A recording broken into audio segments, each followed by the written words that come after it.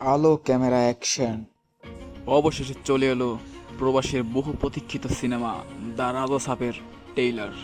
মাত্র কয়েক মিনিটেই লাখ লাখ ভিউ। আর আমি জানি আপনি এই মুহূর্তে ভাবছেন, এইবার প্রবাস কি আবার ঘুরে দাঁড়াতে চলছেন দ্য রাজা সাপের মাধ্যমে, নাকি আদি পুরুষের মতো এটাও ফ্লপ হয়ে যাবে। 5ই ডিসেম্বর আসছে প্রবাসের দ্য রাজা সাপ মুভিটি। টিজারের শুরুতেই একটা আলাদা ভাইব দিচ্ছে। প্রভাসকে একটা লাইট হার্টেড কমেডি মুভিতে দেখা গেছে খুব কমই।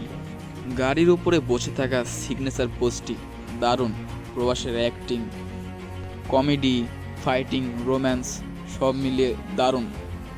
আর হরর ব্যাকগ্রাউন্ড মিউজিক, এক কথায় দারুণ। দ্য রাজা সাপে প্রভাসকে নতুন করে কমেডি, রোম্যান্স এবং নানা ধরনের স্টাইলে দেখা যাচ্ছে। সব মিলিয়ে এক ভিন্ন চমক। তবে তবে তবে কিছু ফ্যান বলছেন প্রবাসকে একটু বেশি স্টাইলিশ নয়। সব মিলিয়ে টিজারটা মাস অডিয়েন্সের জন্য বানানো হয়েছে।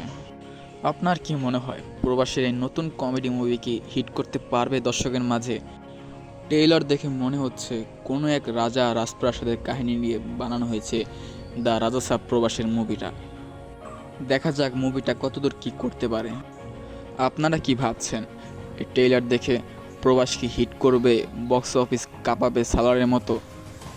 আপনার মতামতটি অবশ্যই কমেন্ট বক্সে জানাবেন। আমাদের সাথেই থাকবেন, ফিল্ম নেক্সাস বিডির সাথে থাকবেন। ধন্যবাদ।